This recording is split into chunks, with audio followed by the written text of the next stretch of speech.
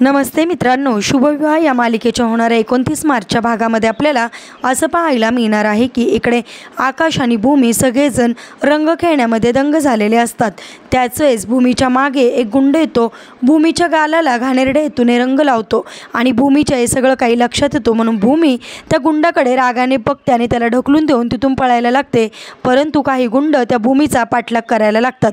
त्या क्षणी भूमी पळताना आकाशला जाऊन धडकते आणि आकाशच्या सगळं काही ते लक्षात येतं आणि आकाश त्या गुंडांची कुत्र्यागत धुलाई करतो आणि आकाश म्हणतो, माझ्या भूमीच्या गालाला ज्याने व्यक्तीने घाणेरड्या हेतूने रंग लावला आहे त्या व्यक्तीचे हात मी मुळापासून उपटून टाकणार असं म्हणून त्या गुंडांना चांगला सबक शिकवतो। आणि हे सगळं काही बघून इकडे रागिणीचा मात्र चांगलाच रंग उडालेला असतो, कारण तिने केलेला प्लॅन आता आकाशने उधळून लावलेला असतो।